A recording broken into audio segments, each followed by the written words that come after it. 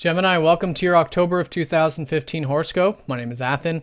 This is, of course, for Sidereal Astrology, so if you're new to this form of astrology, do check the description down below because your sign might be different. And let's have a look at this month for you Geminis. So the month is really split up into two parts. I'm going to talk about it quite succinctly. There's the first half and then the second half. But let's go ahead and get into it. If you have any questions at any point, let me know. The first major thing that's happening is that as the first half of the month unfolds, Saturn is changing signs. He's going into Scorpio again, where he was before he went retrograde and dipped back into Libra. So this is about you guys over the past 2 years probably working hard at your self-expression or creative projects or anything in that fifth house. Now Saturn goes into your sixth house of work and routine and health and diet and things on that level. So Saturn's going to be here for about 2 years. So it's all about getting disciplined and grounded with your health, your routine, your time management, energy management, etc. And that's going to be quite supportive this shift, as Saturn's going to be sextiling up to your north node. So for the past 2 years, the life path energy has been around you connecting to your roots, your home, your family, your past.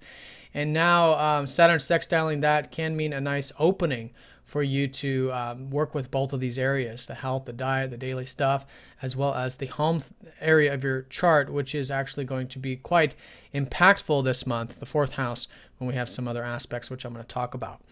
Now, your ruler Mercury is going direct this month. So you guys coming into this month, this first week up until the 9th, are in this reflective time period. Again, reworking, restructuring. It's more introverted. Sometimes you guys are on autopilot too with Mercury retrograde. So it's bringing extra attention to the self here. But anyways, Mercury goes direct on the 9th. And when that happens, Mercury is actually going to be conjoining up to the north node. So this energy has actually already happened. And so this is when Mercury was direct the first time, went over the north node. So it's all about learning about your life path. But for you, it's very much about your growth. Last month and this month, particularly about your growth around home, family, past roots, connecting to your emotional body. And there's a lot to learn about it this month. So that's a big key here for these first couple weeks. And it can mean new beginnings. There's new things shaping up here. It's all about your life path. And I think it's strongly emphasized by you and just in general, you know, what the things that you really are passionate about in life. So that's the fourth house, and then Mercury goes station direct, okay, and then Mars does oppose up to Neptune, who is going to be a big player, as he has been a big player in your ninth house. It's about, you know, the ninth house is about adventure, but the Neptune energy is about having faith and trust in the adventure of life, in your life path, and with your philosophies and spiritual philosophies a lot of you have been developing over the past many years. So all of that, as it has been the case, important for you to balance that with all this busier energy in your third house, which is about learning, communicating, writing, teaching, sharing, where you had that solar eclipse actually last month, and now things are starting to move into from the mental sphere, which is still very heavy for you, but into the more emotional sphere as the month unfolds, with all these planets going into your, well, getting deeper, I'll just say, into your fourth house. So with that being said, you know, there's the possibilities of life, and so sometimes we know the possibilities of life and sometimes we don't. And this is the kind of energy where you don't know what the future holds, you don't know where it's headed, and that can be a good thing. If you can relax and have faith into that, it's a very nice way of working with it. Now, Mars is about our ambitions and our drives and things like that, and he does naturally rule your routine. So being patient with the routine, being patient also with anything relating to groups or your ideals, not over-idealizing things too much either. Seeing things for how they are this month could really go a long way. And again, that's the balancing point with you really seeing your true surroundings and your actual state with your possibilities, and I want to say fantasies, but I don't mean that in a bad way, like your ideals, your fantasies, your dreams, which can certainly be implemented, but it is about patience and also realizing that maybe things aren't exactly how we always imagine them to be. But that can be that's always a good thing if we see it that way. Jupiter trines up to Pluto, and this is going to be it's going to be very important actually for all of us, because anytime in these general horoscopes and transits you have a slow-moving planet with a slow-moving planet, it's very important to talk about. So here with Jupiter, and a nice harmonious aspect up to Pluto is actually that the one-on-one connections and the relationship stuff probably is going quite nice with Pluto here, generally speaking, right now, because Pluto is trining up to a lot of these planets this month. Now, there's some relationship transformations that are going to take place and some challenges, which I'll talk about, particularly around the new moon. But all month, you do have these trines. So there is expansion. There is possibilities. Maybe it's more opportunities for you to do some writing, some communicating, some sharing of your wisdom, some sharing of your knowledge. And you'll find all of that quite supportive for all these changes that are happening in your relationships and your one-on-one connections this month. Now, from the 10th and the 11th, we've got Venus squaring up to Saturn. So being patient, with, your relationships, that's really going to be for all of us. But, being patient with the routine stuff and the health, taking that stuff kind of slowly, one step at a time with Saturn, and then also with your self-expression. Patience with your self-expression, taking it easy there.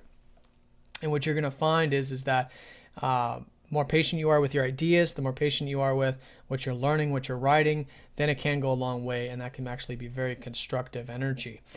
One thing I want to mention too, this early part of the month, is that the sun is going to be squaring up to Pluto. This will be around the 6th. So with the relationship stuff, it is about bringing in perhaps more of the emotional body into it, the sentiments, the emotional connections, all of that. Although it is kind of squaring up, and maybe there are some things going on with like your relationships and or business on one hand, and then the home and family stuff on the other. Implementing it the best you can is going to be an important consideration this month. Also, your ideas, again, since the sun does rule that third house, it's showing a lot of significance about working at your ideas or your ideas and implementing them this month patiently, long term. That's what it's signifying there with Saturn and with Pluto. Okay, and then we have that new moon, and this new moon is happening here in Virgo. So there are some new things taking place. It's on the 12th, by the way. It's in your 4th house. There's new beginnings now for all of you in regards to your home, your family, your roots. Some of you might be remodeling. Some of you might be moving this month or something like that. So it's a nice new beginning, and it's all coming from all of this solar eclipse energy, which was about you guys, again, sharing your ideas. So something's unfolding here, and it's the typical sort of transition when it goes from the more mental sphere of the 3rd house into the more watery sphere of the 4th house. So now you get to take a lot of these ideas, a lot of these concepts that you've probably been thinking about or evolving over the past month, and now solidify them, ground them, fortify them. And it all comes from having a good state, a good anchor in life, which can sometimes be home, but it can oftentimes just be our emotional body, so if it's moving things around home or if it's just internally within self. So that's going to be the new beginnings for you is in that 4th house. And again, there's a lot of energy in this 4th house. Your ruler's here. It's probably motivation. There's a lot of drive moving you forward there. And again, it's all part of your life path. So that's the middle part of the month. Now let's shift to the second half of the month where we have Mars trining up to Pluto. And this is going to be in regards to those relationships. So again, you got the motivation, you got the drive. Okay, it's supportive with the relationships, and the things relating to your groups and friends, that could be quite supportive. Your ideals look like they can be, changing this month, and your routine could be quite powerful. So if you've been thinking about making any major changes to your routine, this would be a good time from the 14th to the 19th. In regards to that. Now, what's so nice about it too is that Mars is going to be conjoining up to Jupiter at the same time. So with the routine and with the group stuff, there is opening, there is opportunities, and not sure what that is for you individually, but from the 14th to the 19th, be open to that, see that. It's all in the sphere of you exchanging your ideas and communicating and socializing perhaps.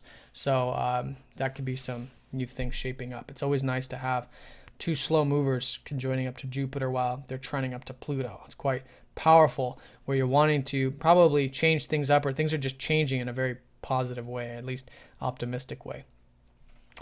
Venus does oppose up to Neptune. Again, that theme about left brain, right brain possibilities and applying them, that'll be important, especially when it comes to that rest and relaxation. It's kind of this ongoing theme for everybody, but Venus does rule your 12th house. And she also does really your self-expression. So things relating to, again, how you're communicating, how you're expressing yourself. It's remembering that there's this, pause, there's this sort of spiritual thing happening, and connecting to the now moment will facilitate more of that self-expression and your ideas and everything like that. Okay. Now then, in the astrology, things are quiet up until about the 25th, when Venus trines up to Pluto, around this 23rd, 24th, 25th.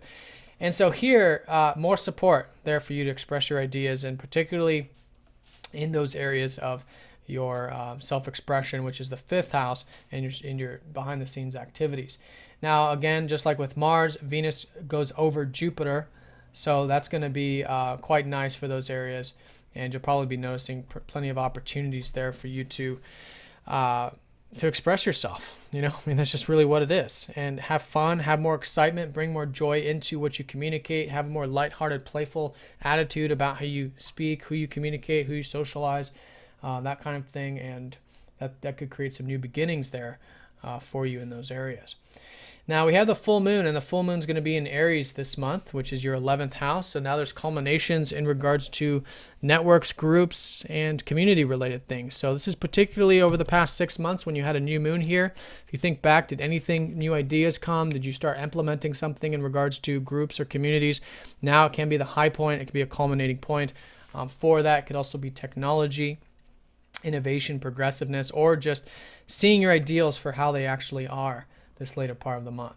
Then the month ends with Venus conjoining up to Mars down there in that 3rd house, which is this has already happened, and that's great for the yin yang masculine energy of communications and motivation for all of us for you to communicate, express yourself, get that alone time, get that spiritual time, take care of that routine. You could enjoy the routine actually, or whatever it is you're doing in the daily sphere of things this later part of the month. And also maybe some of those group things or community stuff, which is unfolding for you. So Gemini, have a great month. If you guys have any questions, please let me know. Thanks for watching. If you like a personal reading, click the link down at the bottom of the page, and I'll see you all next time. Take care.